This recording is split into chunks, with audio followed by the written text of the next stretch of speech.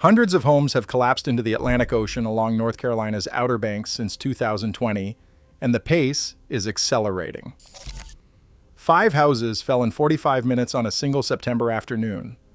Three-dimensional mapping reveals the beach lost 800 dump trucks of sand and 9 feet of elevation in just 5 weeks. Highway 12, the only road in or out of 50 miles of Barrier Island, has been closed for a cumulative 398 days since 2015. Dare County has spent $100 million pumping sand onto the shoreline since 2010. The last nourishment project was supposed to last 5 years. It lasted 3. And 3 crumbling jetties built by the United States Navy during the Cold War, abandoned in the 1980s and never maintained, are now accelerating the very destruction they were designed to prevent. But here is the detail that no one is talking about. The federal flood insurance program that covers these homes will pay owners up to $350,000 after a house collapses into the ocean. It will pay exactly $0 to demolish or relocate that same house before it falls. Homeowners have no financial incentive to tear down doomed structures. So the homes stand until the Atlantic takes them, scattering propane tanks, septic systems, and treated lumber for miles along a national seashore. A bipartisan bill to fix this has stalled in Congress. 15 more houses could collapse before summer. And right now, Dare County Manager Bobby Outen is telling lawmakers the quiet part out loud. There are 2 extremes, he says. Either hold the coast in place and build seawalls, or let nature take its course. Let the houses fall, and watch the economy crumble. Here is how fast this is moving. On September 30th, 2025, Hurricanes Imelda and Humberto churned offshore as 5 Buxton homes collapsed within 45 minutes of each other. A 6th fell that evening. 3 more crumbled in the following days. A Fox weather correspondent was preparing a live report on the Buxton beach on October 2nd, 2025, when the house behind her began cracking and creaking on camera. She watched it sway forward and collapse into the surf in real time. By October 28th, 2025, 5 more vanished in a single day. By morning, Buxton's beach was a moving landfill. Pilings, joists, and refrigerators tumbled in the surf as more structures creaked toward failure. Then came the bomb cyclone. On February 1st, 2026, a nor'easter packing 60 miles per hour, winds and 12-foot waves drove 4 more homes into the Atlantic, pushing the total to 31. Just 5 days ago, Dare and Hyde County officials stood before state lawmakers and begged for help. Hatteras Island is a 50-mile ribbon of sand on the southern end of the Outer Banks. At its narrowest, the island is barely wider than a 2-lane road. Highway 12 runs its entire length, connecting villages that have no other access to the mainland. Buxton sits near the midpoint, just north of Cape Hatteras, where the Gulf Stream collides with the Labrador Current and the Atlantic hits the coast at its most exposed angle. 20 miles north lies Rodanthe, where 11 homes have fallen since 2020.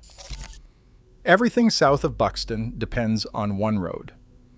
If Highway 12 goes, Hatteras Village, Frisco, and Avon lose access to hospitals, to supply chains, to evacuation routes. Outen told legislators the road is an everyday battle. Crews push sand off the highway and back onto the dunes almost daily. It never ends. Here is what is not making headlines. The homes that fell were not built recklessly on the edge of the ocean. Many were constructed in the 1970s and 80s, originally standing hundreds of feet from the waterline. It is the shoreline that moved, not the houses. Barrier islands like Hatteras naturally migrate westward over time. Waves push sand from the ocean side toward the sound. Uninhabited barrier islands absorb this process without consequence. But Hatteras Island is developed. Highway 12, dune lines, and buildings block the island's natural migration, trapping it in place while the ocean advances. The result is not gradual erosion, it is collapse. And then there are the jetties. During the Cold War, the United States Navy operated a submarine monitoring facility in Buxton and built 3 rock jetties in 1969 to stabilize the coast around it. Those jetties held sand and protected the shoreline for decades. When the Navy left in the 1980s, maintenance stopped. Heather Jeanette, president of the Buxton Civic Association, described what followed. Once the big section started collapsing, the jetties no longer did their job. They started to do damage. Instead of holding sand, they became a bottleneck and increased the rate of erosion. The deterioration did not just strip the beach, it exposed underground fuel storage tanks, contaminating sand and water. The Army Corps of Engineers closed the beach access in 2023 and began cleanup. But while they worked to fix one mess, the ocean was already making the next one. Here is where the two forces collide. Riyad Corbett, executive director of East Carolina University's Coastal Studies Institute, puts numbers to the disaster.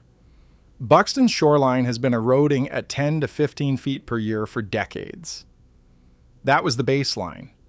Then add an extra foot of sea level rise compared to when these homes were built. Maybe that does not seem like much, Corbett says, but you put a storm on top of that, and you are seeing water today where you were not seeing water 20 years ago. Christy Swan, founder of ERODE, the coastal research firm that produced the three-dimensional erosion maps, calls Buxton a case study in maladaptation. Her data showed the highest erosion rate ever measured on this stretch of coast. The beach has not had time to come up for air, she said. Storm after storm hit before the sand could recover. You can think of it like being caught in waves that never stop coming. And the money keeps vanishing with the sand. $275 million have been spent on beach nourishment in recent years across Dare County. The next project, $45 million to pump 2 million cubic yards of sand onto Buxton's beach, is scheduled for summer 2026. Dare County moved it up a full year because the last round disappeared ahead of schedule. But summer 2026 means hurricane season arrives first. 15 houses sit on the edge right now. Outen estimates 100 more could collapse within 5 years without intervention. The insurance system designed to protect these homeowners instead guarantees they will wait for destruction. A Western Carolina University study found that buying out and removing the 80 most at-risk homes in Rodanthe would cost $40 million. Keeping them on life support with beach nourishment would cost $120 million over 15 years. The cheaper, smarter option requires a politician to tell constituents it is time to retreat. Andrew Coburn, Associate Director of Western Carolina's Program for Developed Shorelines, notes that it is hard to imagine any politician ever saying those words. At the Outer Banks Motel in Buxton, a 70-year-old family business, there is no beach left. Waves crash directly onto sandbags protecting the buildings. Owner Billy Dillon has already added 20 inland rental homes as backup. We will just keep moving forward and fighting to keep it going, he says. That is all we can do. A few blocks south, where the homes have already fallen, Dave Halleck, superintendent of Cape Hatteras National Seashore, describes what the ocean leaves behind. This is not just broken wood, he says.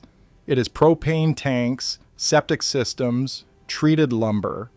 It is everything that was inside a home, and once it is in the surf, it can travel miles.